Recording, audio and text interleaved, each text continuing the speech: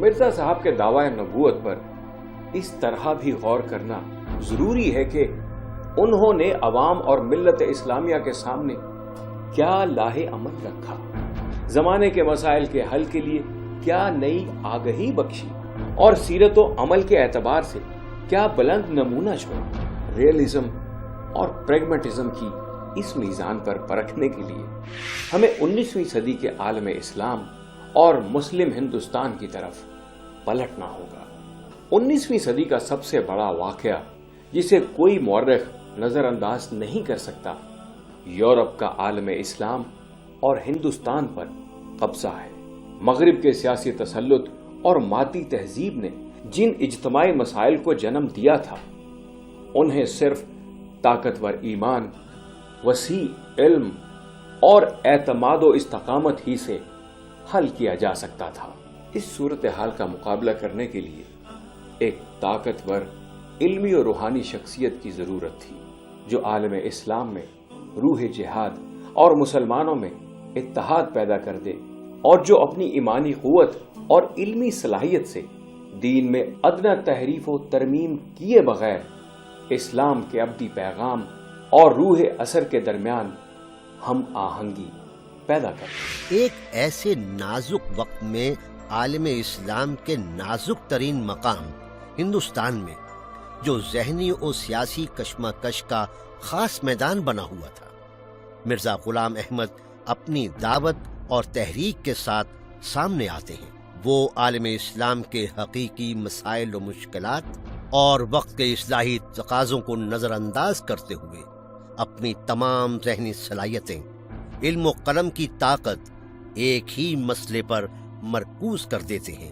وہ مسئلہ کیا ہے؟ وفات مسیح اور مسیح موعود کا دعویٰ۔ اس مسئلے سے جو کچھ وقت بچتا ہے وہ جہاد کی تنسیخ اور حکومت وقت کی وفاداری کی نذر ہو جاتا ہے۔ حقیقت یہ ہے کہ مرزا صاحب کی 25 سالہ علمی زندگی اور جدوجہد کا مرکز یہی مسئلہ اور مخالفین کو گالیاں اور ان کی موت کی پیش گوئیاں ہیں۔ حیات مسیح، نزول مسیح اور مرزا صاحب کے دعوی سے پیدا ہونے والے مباحث نے مسلمانوں کے اجتماعی مسائل حل کرنے کی بجائے مسلم معاشرے میں ذہنی انتشار اور غیر ضروری مذہبی کشمکش شروع کر دی۔ وہ اگر کسی چیز میں کامیاب کہے جا سکتے ہیں تو صرف اس میں کہ انہوں نے اپنے خاندان اور ورثاء کے لیے ایک مذہبی ریاست پیدا کر دی، جس کے اندر ان کو مادی عیش و عشرت اور قوت حاصل ہے۔ کیا یہ وہی امام مہدی، مسیح موعود اور مجدد ہے جس کے آنے سے اسلام نے غالب آنا تھا، جس کے انتظار میں نسلیں گزر گئیں؟ وہ کیا آیا کہ کانوں کان دنیا کو خبر نہ ہو؟ اگر ایک استاد اپنے کسی شاگرد کے بارے میں یہ بتائے کہ وہ میرا شاگرد جب آئے گا تو آپ دیکھنا کہ سارے معاملات سیدھے ہو جائیں گے، تو وہ لوگ دیکھتے ہیں کہ استاد کیسا ہے۔ اگر استاد شان والا ہے تو شاگرد کے بارے میں بھی ایکسپیکٹ کیا جاتا ہے کہ وہ بہت شان والا ہوگا۔ اب اگر ہم دیکھتے ہیں کہ نبی اکرم صلی اللہ علیہ وآلہ وسلم جب دنیا میں آئے اور انہوں نے نبوت کا دعویٰ کیا تو 23 سال کے اندر انہوں نے فزیکل جنگیں بھی لڑیں، ہجرت بھی کی، تبلیغ بھی کی، اور اس کے بعد آخری 10 سالوں میں اپنے مشن کو مکمل کر کے دنیا میں انقلاب برپا کر کے دنیا سے اپنا مشن مکمل کر کے گئے۔ 10,000 قدوسیوں کے ساتھ وہ مکہ معظمہ میں داخل ہوتے ہوئے اپنی فتح کا جھنڈا گاڑ کے جا رہے ہیں، تو ہم یہ جائز طور پہ ایکسپیکٹ کر رہے تھے کہ جو آنے والا امام مہدی ہوگا وہ بھی اسی شان کا ہوگا کہ اس کے آنے سے دنیا میں انقلاب برپا ہوگا۔ لیکن اب دیکھتے ہیں کہ ہوا کیا۔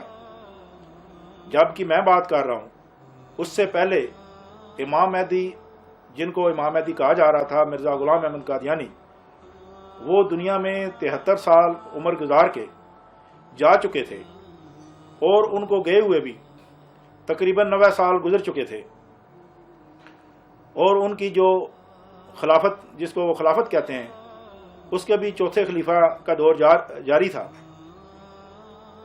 تو اتنا عرصہ گزرنے کے باوجود جب ہم اس انقلاب کو دیکھتے ہیں کہ وہ کہاں پہ ہے، تو ہمیں سخت مایوسی ہوتی تھی۔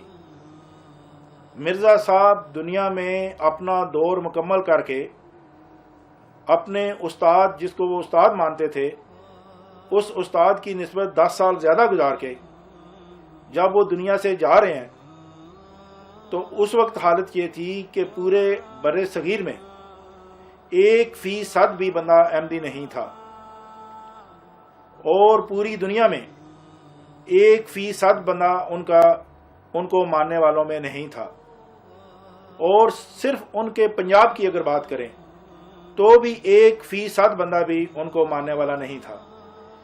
تو پھر وہ انقلاب کہاں تھا جس کے بارے میں نبی صلی اللہ علیہ وسلم نے اتنی شان کے ساتھ پیش گوئیاں کی تھیں؟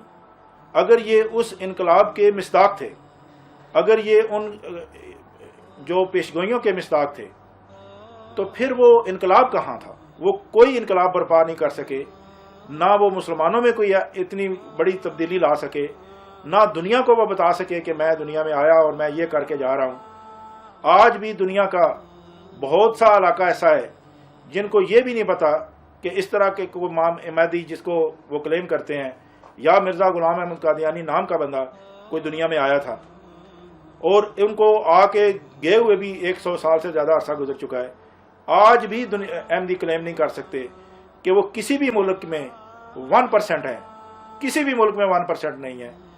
تو وہ کہاں ہے انقلاب؟ وہ کہاں ہے ان کے وہ دلیل؟ یہ تو آٹومیٹیکلی انہوں نے اپنے اس دعوے کو غلط ثابت کر دیا۔ نہ کوئی انقلاب آیا، نہ اسلام غالب آیا، بلکہ 6 ارب کی آبادی میں سے ان کی زندگی میں 1 لاکھ بھی ان پر ایمان نہ لا سکا۔ یہ اس طرح ہے کہ 60,000 کی آبادی میں سے صرف 1 آدمی بات مانے، اسے کون انقلاب سمجھے گا؟